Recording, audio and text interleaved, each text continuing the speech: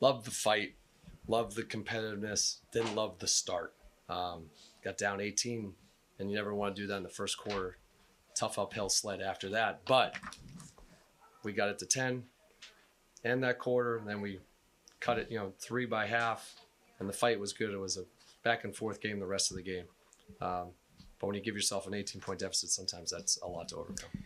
Normally I'd ask you, how does a three-point shooter hit 3 consecutive threes being so open? But 𝗦𝗢𝗖𝗓𝗓 had it like his heel on the logo. How tough is it to play effective defense when anyone's hitting threes from 30 feet and he's... Tough shots. Give him credit. Tip your hat. He made some tough ones, and he made, I think, 3 in a row right there in the first quarter. Obviously he's a very special player. I thought we did okay with him after that stretch, to be honest. Tried to make life difficult, and we tried different matchups on him, tried some different coverages, but that run really pushed them ahead to start the game. What did you think of Vukcevic's night, what he did well, what he might be able to improve on? I thought he was terrific. We put him on some different matchups, some smaller guys. Offensively, you see his skill set of what he can do in terms of the passing, the shooting, the basketball IQ. He really was the one that sparked a lot of that early run in the game, so terrific game by Tristan. I want to ask about Justin, both on the offensive side of things, but also he was one of the guys that you threw against Victor for a stretch here and there. What did you think of his game? I thought he was great. I thought him and Bilal did a good job when we went smaller guy on him, being physical, trying to make him tough shots. I thought those guys did a nice job both. Justin was good tonight. Coach, Bub has one of the best pump fakes in the league, I think. What does that really translate to his game, and how does he improve on that? Yeah, he does have it's a good observation. He has a great pump fake. He gets a lot of people to fly by. He hits shots off that, and he also can drive and make plays. He has a good feel for that for a young player. It's really impressive. So, first off, Coach, obviously a tough loss in a very hard-fought game. And what I wanted to ask was, how much do you think shot selection has an impact, and what adjustments do you think can be made with regards to that? I thought we took a little bit early in the game. I think that's what got us in trouble. It was some no pass off the dribble threes early. And I think we changed that after that early start. And then we were able to get in the paint, which we ended up getting a lot of points in the paint, and that kind of fueled the rest of the game. But when we're attacking the paint and kicking out, which we did later for most of that 3 quarters of the game, I'd say, I liked how we played. Just some early ones where we got a little stagnant, didn't get the ball movement we usually have been getting. But I thought we self-corrected, and that helped us propel us back into the game. Yeah, I mean, when I played in Miami, he did the same thing to me. He hit a 3, and it was a whole big thing, and I was like, all right, I'll never live that one down until I get him back. So it was definitely a fun moment to get out there and just compete against him, have some fun. And yeah, I mean, my whole family was here. We've been waiting for moments like this to come on this stage and just have fun together and be out there together. So it was definitely a blessing tonight, for sure. Can you share what you say? Is it family friendly? Yeah, no, I'm not gonna share what I said, but just know I let him have some words. I'm gonna leave it at that. Yeah. What have you liked about how the team has played lately, win or loss, how competitive you guys have been? Yeah, I think we come in every day and we have more of a fight factor to us. I think that we don't lay down to nobody. And win, lose, or draw, I think we're trying to go out there and put our best foot forward, do the right things, do what's being taught to us, and just live with the outcome, and knowing that we're playing to our max, and just live with it. So it's been fun to play. It's been fun to watch, and can't wait to just keep it going. And I know you're going to be representing the team in San Francisco, right, along sir. with a bunch of other guys. What do you hope that kind of represents about the organization to have so many representatives there? I mean, just show that, we're working. Like, results don't come overnight. And we've put in a lot of work, started from the summertime till now.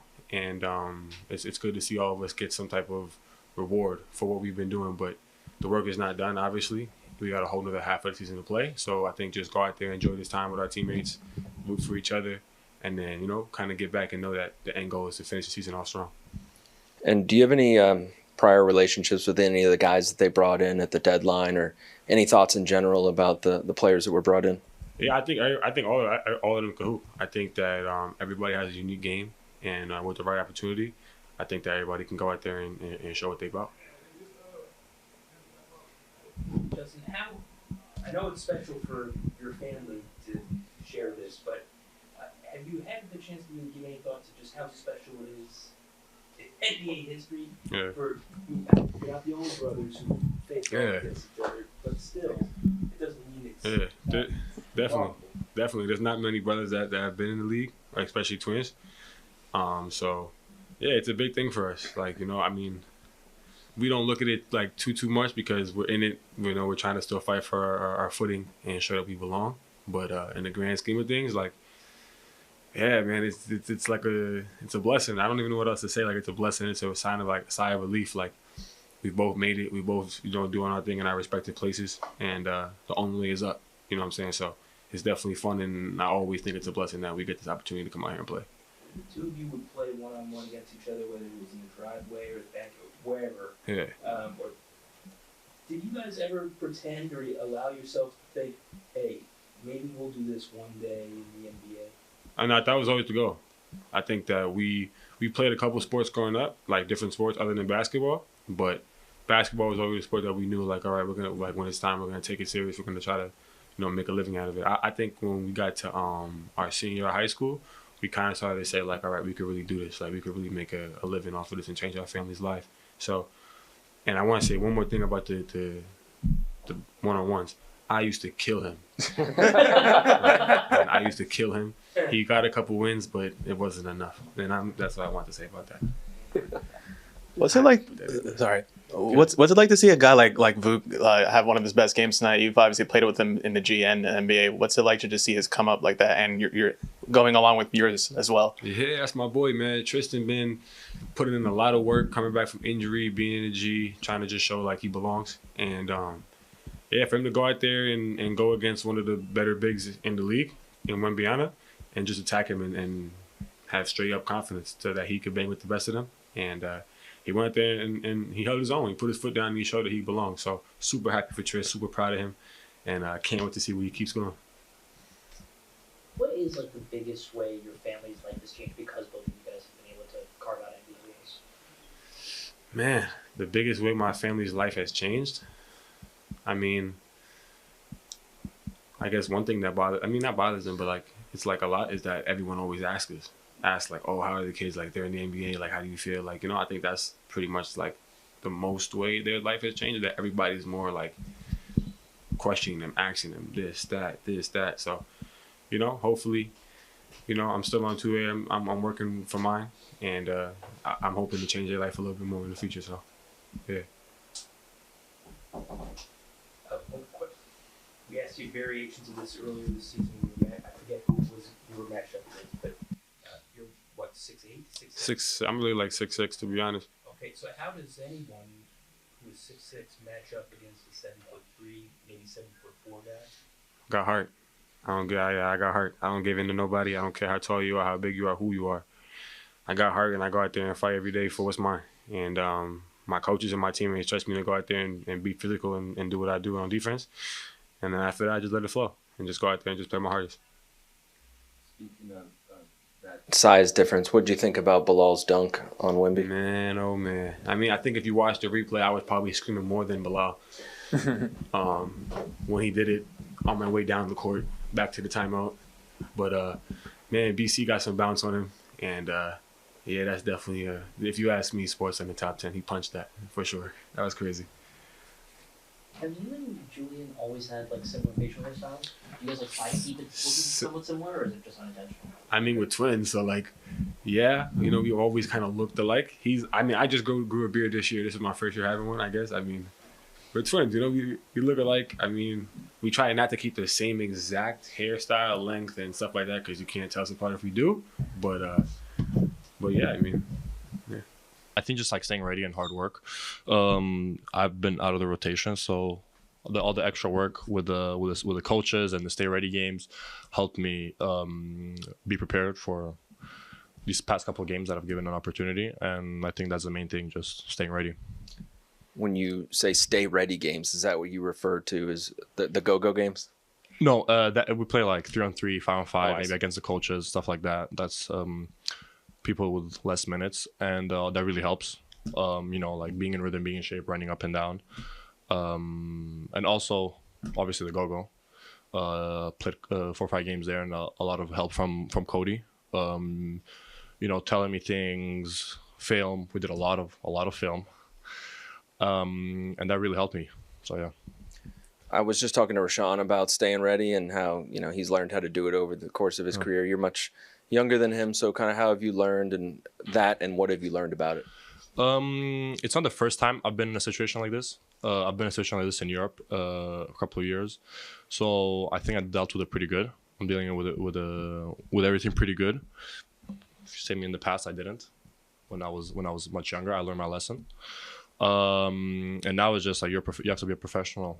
All year long, you never know when your opportunity is going to come, what's going to happen, and just being ready and staying ready is the most important part.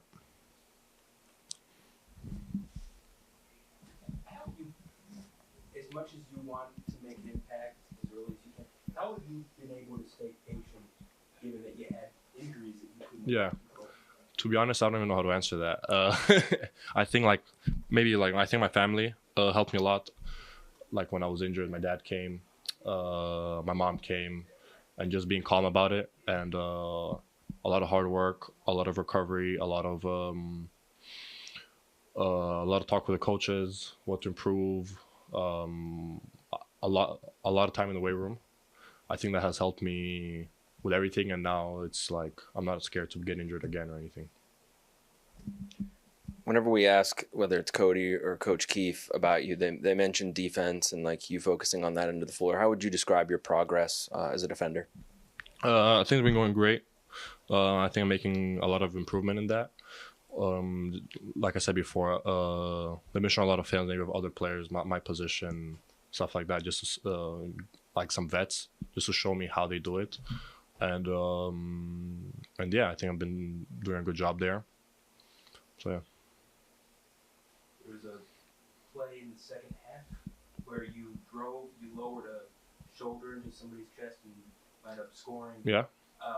What did that play show in terms of your development, if anything? I mean, it just shows the work that we've been doing the past couple months. I stayed here all summer, so everybody sees a big difference in the way I move, and all the different like tests that they be doing. They just show that I'm moving better, I'm stronger, and that definitely helps. What's it like to play with guys like Champagnie and Jalen Noel in the G League and then see them come up here? Obviously, Noel didn't play today, but Champagnie had a great game as well. What's it like to just see that come up for all you guys at the same time? It's great.